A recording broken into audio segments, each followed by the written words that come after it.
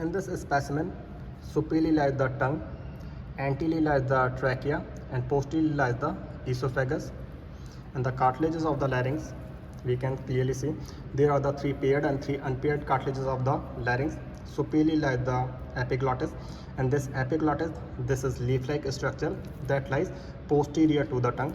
This is anterior 2/3 of the tongue. This is posterior 1/3 of the tongue, and behind the tongue there lies this leaf-like structure. This leaf-like structure, this is the epiglottis. This is the inlet of the larynx, and this epiglottis that lies behind the tongue and posterior to the hyoid bone. Here lies the hyoid bone. Here lies the hyoid bone, and the 3 unpaired cartilages of the larynx lies the epiglottis, and below to the epiglottis lies the thyroid cartilage. You can see the cartilage. This is the lamina of the thyroid cartilage, the right and the left lamina of the thyroid cartilage, and in the midline there is a prominence. This prominence is called as the laryngeal prominence, which is also called as Adam's apple, and it is more prominent in the males.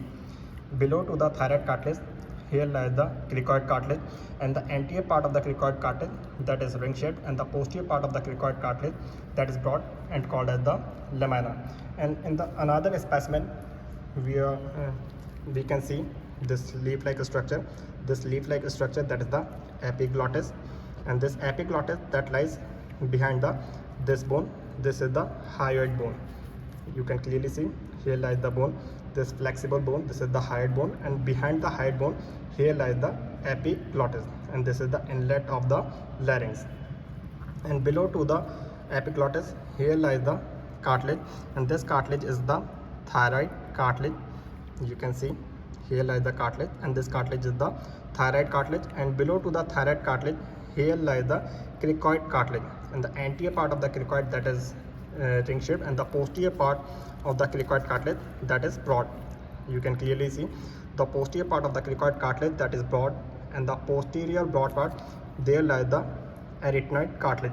This is the arytenoid cartilage, and from the arytenoid cartilage to the epiglottis, this is the fold which is called as the aryepiglottic fold.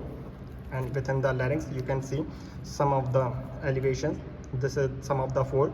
The upper fold, the superior fold, which is called as the vestibular fold, and this fold is called as the vocal fold. And in between the vestibular fold and the vocal fold, this space is called as the sinus of the larynx, and this space is called as the piriform fossa or the smuggler's fossa.